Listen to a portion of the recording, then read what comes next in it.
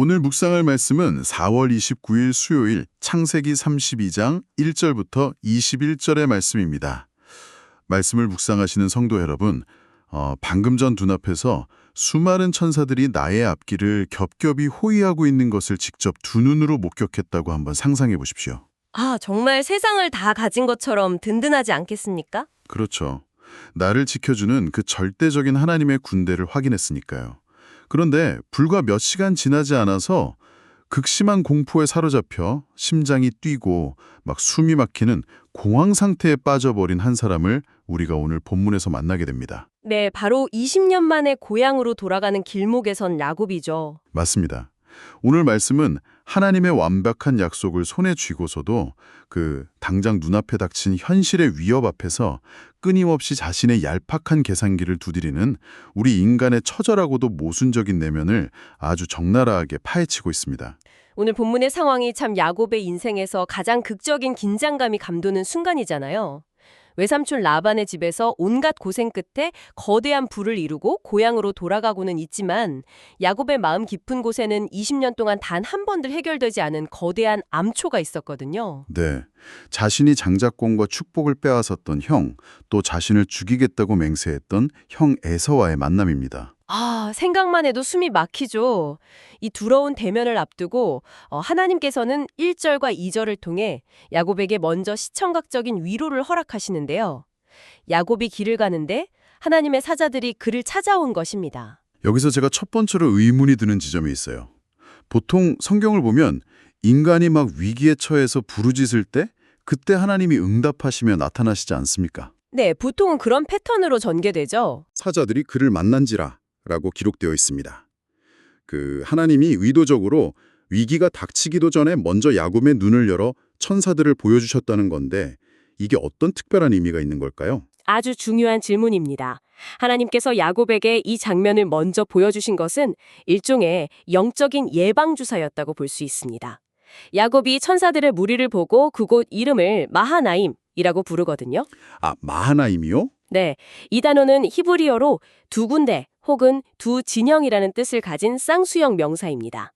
즉, 하나님의 거룩한 군대가 야곱의 앞과 뒤 혹은 좌우를 철통같이 호위하는 두 진영을 이루고 있음을 시각적으로 뚜렷하게 보여주신 것이죠. 과거 20년 전 베델에서 도망치던 시절에 주셨던 약속과 연결되는 거군요. 정확합니다. 돌베개를 베고 자면서 도망치던 시절에 내가 너와 함께 있어 네가 어디로 가든지 너를 지키겠다 라고 하셨던 그 언약의 하나님이 이제 가장 큰 위기를 앞둔 야곱에게 내가 여전히 너의 마하나임, 즉 너의 거룩한 방패가 되어주고 있다는 사실을 재확증해 주신 사건인 겁니다. 아, 마하나임, 두 군데. 참 정말 가슴 벅찬 약속이 아닐 수 없습니다. 그렇다면 정상적인 논리대로라면 야곱은 천사들의 호유를 믿고 어깨를 딱 펴고 당당하게 고향으로 행진해야 맞지 않습니까? 그렇죠. 믿음의 발걸음을 내디뎌야 정상이죠. 그런데 바로 이어지는 3절부터 야곱의 행동을 보면 도무지 이해할 수 없는 총극이 벌어집니다. 하나님의 군대를 두 눈으로 똑똑히 보았으면서도 야곱은 굳이 자기 종들을 세일 땅, 에돔들에 있는 형 에서에게 먼저 보냅니다. 기적을 방금 체험해놓고도 스스로 플랜 B를 가동하는 셈이네요. 맞아요. 이 심리는 대체 어떻게 이해해야 합니까? 기적을 체험하고도 여전히 플랜 B를 챙겨야만 안심하는 우리의 연약함과 너무 비슷하지 않습니까? 아, 그것이 바로 오늘 말씀이 고발하는 우리 인간의 씁쓸한 영적 현실입니다. 하나님의 임재를 경험하는 것과 내 삶의 실제적인 두려움을 돌파하는 것은 완전히 별개의 문제라는 것이죠. 야곱은 사자들을 에서에게 보내면서 자신을 철저히 낮춥니다. 형을 가리켜 거듭 내주라고 부르고 자신을 주의 종이라고 칭하잖아요. 네, 생각해보면 참으로 뼈아픈 아이러니입니다. 야곱이 20년 전에 아버지를 속이고 형을 속였던 궁극적인 목적이 무엇이었습니까? 바로 형제의 주인이 되는 축복을 받기 위해서였죠. 맞습니다. 그런데 막상 생존의 위협이 코앞에 닥치자 그토록 갈망했던 모든 영적 육적 권리를 다 땅바닥에 내려놓고 스스로 노예를 자처하고 있는 것입니다. 게다가 사자들의 입을 통해서 굳이 자기가 가진 재산을 막 줄줄이 읊어대게 하거든요. 소와 나귀와 양떼와 노비가 제게 있습니다. 라고 말이죠. 일종의 재력과시이자 방어 기제 같은 거네요. 그렇죠. 이건 누가 봐도 형님, 저 돈 많습니다. 그러니까 형님의 재산이나 상속권에는 이런 한 푼 손대지 않을 테니 제발 저 좀 살려주십시오. 하고 비굴하게 엎드리는 모습 아닙니까? 그런데 문제는 야곱의 이 치밀한 사전 작업이 완전히 빗나갔다는 데 있습니다. 아, 사자들이 돌아와서 전한 소식이 정말 청천벽력 같았죠? 네, 에서가 무려 400명의 장정들을 거느리고 야곱을 향해 오고 있다는 것이었습니다. 와, 400명의 군대라니요? 그 소식을 듣는 순간 본문 7절은 야곱이 심히 두렵고 답답하여 라고 증언합니다. 우리가 이 상황의 심각성을 이해하려면 이 답답하여 라는 단어의 원어적 의미를 좀 살펴볼 필요가 있습니다. 원어에는 어떤 의미가 담겨 있나요? 한글 성경으로는 그저 마음이 좀 무겁고 불편한 정도로 읽힐 수 있지만 히브리어 원어인 짜라르라는 단어는 훨씬 더 물리적이고 고통스러운 상태를 묘사합니다. 짜라르요? 네, 이 단어는 목이 꽉 옥죄어 오고 숨이 턱 막히며 극도의 스트레스로 심장이 터질 듯이 경련을 일으키는 끔찍한 괴로움을 뜻합니다. 현대의학으로 치면 신박한 공황장애 발작이 온 것과 같습니다. 하나님의 군대 마하나임을 보았을 때는 그저 감탄만 하던 야곱이 에서의 400명 군대 소식 앞에서는 숨을 쉬지 못할 정도로 옥죄어 오는 짜라레의 공포를 느끼고 있다는 거군요. 네, 정말 극단적인 영적 롤러코스터를 타는 셈이죠. 이 극심한 공포 속에서 야곱이 취한 행동이 참으로 인상적입니다. 즉각적으로 자기 일행과 가축들을 두 떼로 나눕니다. 형이 한 떼를 치면 나머지 한 떼라도 피신시키겠다는 어찌 보면 처절한 꼬리 자르기 생존 본능인데요. 인간적인 계산의 극치를 보여주는 장면이네요. 네, 마치 이런 모습 같아요. 세상에서 가장 완벽하고 든든한 프리미엄 자동차 보험에 가입해놓고도 막상 운전대를 잡으면 사고가 날까봐 너무 두려워서 시속 10km 이상 엑셀을 밟지 못하고 벌벌 떠는 운전자 말입니다. 아, 아주 적절한 비유입니다. 하나님이라는 절대적인 보증수표를 손에 들고 있으면서도 그 당장 눈앞에 다가오는 400명이라는 현실의 숫자에 압도되어서 그 보증수표를 휴지 조각처럼 취급해버리는 것이죠. 네, 그 비유가 야곱의 심리를 정확히 관통하네요. 여기서 참 흥미로운 대조가 하나 등장합니다. 야곱이 살기 위해 나눈 이 두 떼라는 표현이 히브리어로 쉐네 마하노트입니다. 아까 2절에서 보았던 하나님의 군대인 마하나임과 어원이 같은 단어거든요. 마하나임과 쉐네 마하노트, 어원이 같군요. 네, 하나님의 친히 만들어주신 거룩하고 완벽한 진영인 마하나임을 온전히 신뢰하지 못하니까 결국 인간은 극도의 불안감 속에서 자신의 얄팍한 지혜를 동원해 쉐네 마하노트, 즉 초라하고 분열된 자기만의 진영을 억지로 구축하게 된다는 것을 성경이 언어적 유희를 통해 꼬집고 있는 것입니다. 와, 마하나임을 잊어버리니까 쉐네 마하노트를 만들 수밖에 없는 거군요. 그런데 여기서 이야기의 흐름이 아주 당혹스러운 방향으로 꺾입니다. 어떤 부분에서 당혹스러우셨나요? 두 때로 진영을 나누며 인간적인 꼼수의 극치를 보여주던 야곱이 9절에 이르러서는 갑자기 털썩 주저앉아 기도를 하기 시작하잖아요. 아, 네. 갑자기 분위기가 전환되죠. 더 놀라운 것은 방금 전까지 불안에 떨며 잔머리를 굴리던 사람이라고는 도무지 믿기지 않을 만큼 그 기도의 내용이 신학적으로나 언약적으로 너무나 훌륭하다는 사실입니다. 맞습니다. 9절부터 12절까지 이어지는 야곱의 기도를 가만히 묵상해 보면 야곱이 지난 20년 동안 영적으로 얼마나 깊이 성장했는지를 엿볼 수 있습니다. 야곱은 단순히 두려움에 질려 무조건 살려주십시오 라고 생떼를 쓰는 것이 아닙니다. 네, 기도의 첫 문장부터 내 조상 아브라함의 하나님, 내 아버지 이삭의 하나님 여호와여 라고 부르며 시작하죠. 네, 철저하게 언약을 맺으신 하나님을 소환하는 것이죠. 그리고 9절 하반절에서 결정적인 근거를 들임입니다. 주께서 전에 내게 명하시기를 내 고향 내 족속에게로 돌아가라. 내가 내게 은혜를 베풀리라 하셨나이다. 하나님의 명령과 약속을 정확히 붙들었네요. 그렇습니다. 자신을 주님의 종이라 칭하면서 하나님 제가 제 욕심이나 제 고집으로 지금 이 위험한 길을 가고 있는 것이 아닙니다. 하나님께서 가라고 명령하셨고 은혜를 베푸시겠다고 약속하셨으니 이 길의 최종 책임은 제가 아니라 하나님께 있습니다. 라고 아주 정확하게 붙들고 매달리는 것입니다. 기도의 뼈대가 정말 탄탄하네요. 게다가 10절을 보면 묘한 감동마저 느껴집니다. 자기가 지팡이 하나만 달랑 들고 요단강을 건넜던 그 초라한 과거를 회상하면서 지금 이렇게 두 진영을 이룰 만큼 엄청난 부를 축적한 것이 내 능력이나 수완이 아니라 전적인 하나님의 은혜, 즉 주의 은총과 모든 진실하심 덕분이었다고 납작 엎드려 고백하잖아요. 참 아름다운 고백이죠. 네, 이 정도면 우리가 주일 예배 시간에 대표 기도로 들어도 전혀 손색이 없는 완벽한 언약적 기도 아닙니까? 그렇습니다. 하지만 이 완벽해 보이는 기도의 절정은 11절의 간구에서 적나라하게 드러납니다. 야곱은 내 형의 손에서 에서의 손에서 나를 건져내시옵소서라고 부르짖습니다.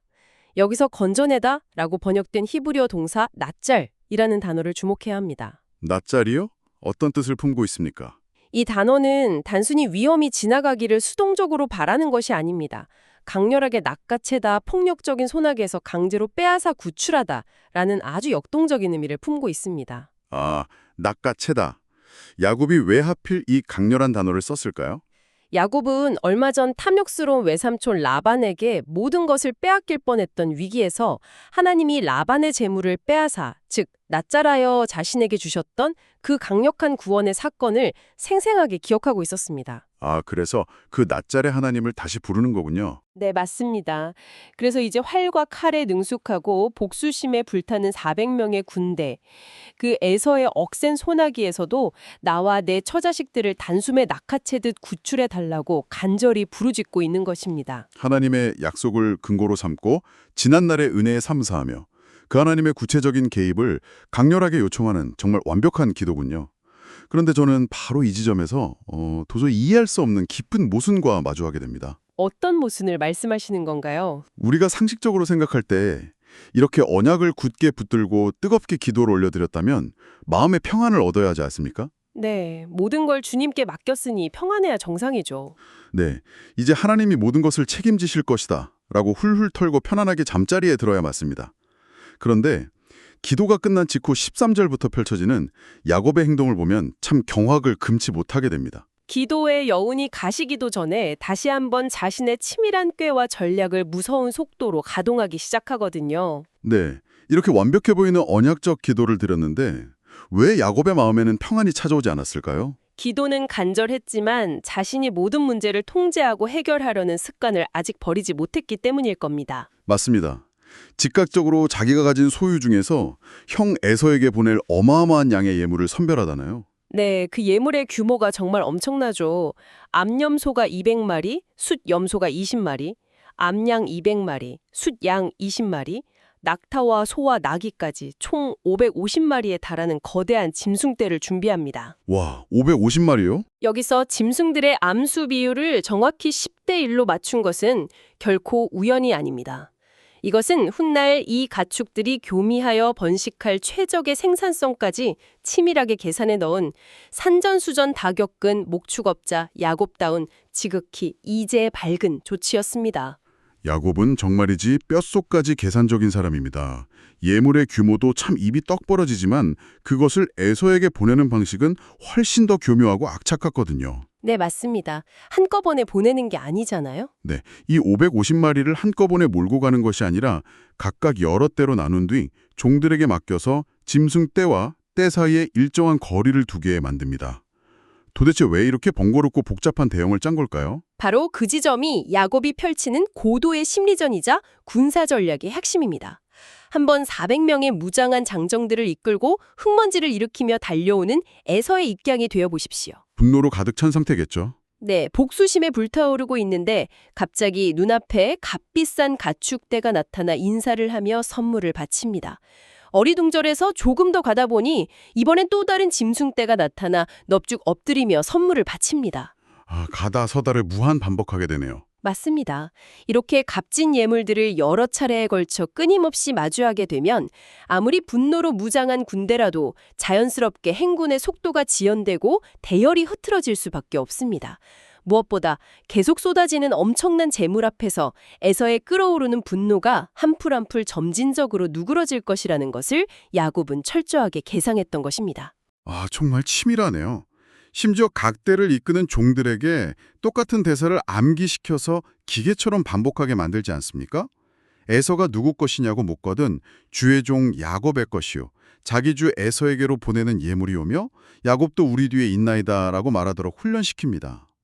끝없는 아첨과 물질 공세로 형의 이성을 완전히 마비시키려는 속셈입니다. 참 대단한 집념입니다. 이 장면을 묵상하다 보면 이게 그 옛날 성경 속 야곱만의 이야기가 아니라 오늘을 살아가는 우리의 소름 돋는 자화상이라는 사실을 깨닫게 됩니다.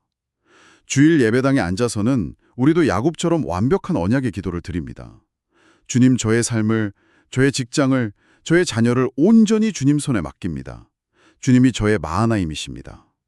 이렇게 눈물 콧물 쏟으며 아멘으로 화답하잖아요. 네, 참 뜨겁게 눈물 흘리며 기도하죠. 그런데 월요일 아침이 되어서 일상의 현실로 돌아가면 어떻게 합니까? 기도는 기도고 현실은 현실이라는 명분 아래 당장 내 통장 잔고라는 첫 번째 가축대를 앞세우고 내가 끌어모을 수 있는 모든 인맥이라는 두 번째 가축대를 동원하며 나를 힘들게 하는 문제들의 마음을 돌리려고 온갖 수단과 방법이라는 세 번째 진영을 겹겹이 쳐두지 않습니까? 아, 전곡을 찌르는 말씀이네요. 하나님을 신뢰한다고 말하면서도 결국 위기의 순간에 내가 진짜로 믿고 의지하는 것은 나의 지갑의 두께요, 내 머리에서 나온 전략이라는 뼈아픈 사실에 직면하게 됩니다. 우리의 부끄러운 민낯을 정확히 짚어주셨습니다. 오늘 부문 20절을 보면 야곱의 이런 속마음을 성경 원어가 아주 적나라하게 폭로하고 있습니다. 야곱이 예물을 보내며 속으로 생각하기를 형의 감정을 푼 후에 대면하면 형이 혹시 나를 받아주리라 라고 합니다. 형의 감정을 푼다. 이 부분에도 원어에 특별한 의미가 있나요? 네, 여기서 감정을 푼다라고 번역된 표현의 히브리어 원어가 참으로 충격적입니다. 카파르라는 단어가 쓰였는데요. 가파르요. 이 단어는 본래 제사를 드릴 때 짐승의 피로 죄를 덮다, 즉 속죄하다라는 아주 거룩한 종교적 의미를 가진 단어입니다. 아, 죄를 덮어 속죄한다는 뜻이군요. 그렇다면 야곱은 지금 하나님 앞에서 참된 회개와 은혜로 자신의 과거를 용서받으려 하는 것이 아니라 자기가 벌어들인 엄청난 물질과 가축을 형의 얼굴 앞에 던져서 형의 눈을 가리고 자기 스스로 자신의 죄를 덮어버려, 즉 카파르하려 시도하고 있다는 거네요. 정확합니다. 물질로 환심을 사서 죄를 덮으려는 시도죠. 과거에 붉은 팥죽 한 그릇으로 형의 굶주림이라는 약점을 교묘하게 파고들어 장자권을 뺏어냈던 그 옛날의 야곱이 20년이 지난 지금도 본질적으로 하나도 변하지 않았음을 보여줍니다. 네, 참 씁쓸한 현실입니다. 기도는 하나님께 번듯하게 올려놓고서도 실제 삶의 벼랑 끝에서는 여전히 물질로 상대의 환심을 사고 돈으로 닥친 위기를 모면하려는 얄팍한 자구책에서 단 한 걸음도 벗어나지 못한 것입니다. 맞습니다. 하나님의 군대 마하나임을 지크람 목격했고 언약의 하나님께 눈물로 간절한 구원을 부르짖었음에도 불구하고 결국 위기의 밤에 야곱이 최종적으로 기대어 선 곳은 나의 계산, 나의 재물, 나의 전략이었습니다. 오늘 본문의 마지막 21절은 이 숨막히는 일련의 과정들을 마치고 난 야곱의 상태를 아주 건조하고도 쓸쓸한 문장으로 마무리합니다. 그 말씀이 어떻게 되죠? 그 예물은 그에 앞서 보내고 그는 무리 가운데서 밤을 지내다가 이렇게 끝을 맺습니다. 아, 참 말씀을 묵상하시는 성도 여러분, 이 21절 마지막 구절의 정경을 마음속에 깊이 한번 그려보시면 좋겠습니다. 결국 야곱은 자기가 가진 그 수많은 예물과 짐승떼, 심지어 자기 처자식들까지 방패막이처럼 자기보다 다 앞세워 보내버렸습니다. 그리고 정작 야곱 자신은 모든 무리여 맨 뒤, 야복강 나루터의 깜깜하고 적막한 밤에 철저히 홀로 남게 됩니다. 모든 걸 다 보내고 혼자 남은 그 뒷모습이 참 처량하네요. 에서의 칼날을 어떻게든 피해보겠다고 온몸의 진액을 다 짜내어 진영을 나누고 짐승을 쪼개어 거리를 두고 보냈지만 그 깜깜한 밤 홀로 남겨진 야곱의 마음에는 결코 참된 평안이 깃들지 않았을 것입니다. 가만히 생각해 보십시오. 형을 속이고 분노를 피해 황급히 도망치던 20년 전 베델의 그 춥고 외롭던 차가운 돌베개의 밤과 지금 야복강가에 홀로 선 야곱의 내면이 도대체 무엇이 다를까요? 본질적인 두려움은 여전히 그대로라는 거군요. 세상의 돈으로, 나의 치밀한 지혜로, 내가 동원할 수 있는 모든 인간적인 방법으로 내 삶의 안전망을 아무리 겹겹이 두껍게 쳐둔다 할지라도 결국 내 삶의 주관자이신 하나님을 전적으로 신뢰하지 못한다면 우리 인생의 밤은 20년 전이나 지금이나 똑같이 불안하고 뼈저리게 외로울 수밖에 없다는 것을 이 밤에 야곱이 온몸으로 증명하고 있는 것입니다. 하나님은 분명 야곱이 현실의 위협인 에서를 만나기 전에 마하나임, 즉 당신의 거룩하고 압도적인 군대를 먼저 보여주셨습니다. 이것은 단지 눈요깃거리가 아니라 네 힘과 네 꾀로 미래를 향해 억지로 발을 내디딜 필요가 없다. 내가 너를 앞뒤로 호위하고 있으니 나를 믿어라. 라는 하나님의 강력한 초청이었습니다. 아멘, 그렇습니다. 우리는 날마다 이 영적인 선택의 갈림길 앞에 섭니다. 나를 지키시는 여호와의 마하나임을 신뢰할 것인가? 아니면 눈앞에 흙먼지를 일으키며 달려오는 세상의 400명 군대를 두려워하며 내 망식대로 살 것인가? 우리 역시 야곱처럼 위기 앞에서 간절히 기도하지만 기도의 자리에서 일어서기가 무섭게 다시 내 머리를 굴리며 밤새 걱정하고 계획을 세우는 연약한 존재들입니다. 정말 부인할 수 없는 우리의 모습입니다. 하나님께서 기적적으로 구원해 주시기를 바라면서도 내가 치밀하게 준비한 550마리의 가축대가 내 통장의 잔고가 나를 진짜로 지켜줄 것이라 굳게 믿고 살아가는 것이 우리의 솔직하고도 아픈 민낯이죠. 네, 오늘 하루 우리를 올가매는 수많은 두려움과 세상의 400명 군대 앞에서 더 이상 헛된 짐승떼를 쪼개어 보내며 스스로를 위로하는 얄팍한 계책을 멈추기를 소망합니다. 대신 비록 내 눈에 당장 보이지 않더라도 나의 삶을 두 진영으로 호위하고 계시는 언약의 하나님, 그 마하나임의 주님께 우리의 온전한 신뢰를 내어드리는 참된 평안의 하루가 되기를 바랍니다. 아멘. 자비로우신 하나님 아버지, 오늘 말씀의 야곱처럼 저희들도 일상 속에서 마하나임, 곧 하나님의 변함없는 약속과 든든한 보호하심을 보고 들으면서도 당장 눈앞에 다가오는 세상의 위협과 에서의 400명 군대 앞에서 질의 숨이 막힐 듯 두려워하며 여전히 내 얄팍한 힘과 세상적인 계산으로 살아가고 있음을 고백하며 회개합니다. 주님, 위기 앞에서 거룩한 언약을 붙들고 기도한다고 하면서도 예배당 문을 나서면 다시 내 방식대로 삶의 진영을 나누고 헛된 예물을 앞세우며 내 꾀와 재물로 삶의 문제들을 덮어버려 했던 우리의 어리석고 이중적인 마음을 이 시간 십자가 앞에 온전히 내려놓게 하여 주시옵소서. 세상의 방법으로 겹겹이 쳐놓은 가축대와 인간적인 안전망을 의지하는 것이 아니라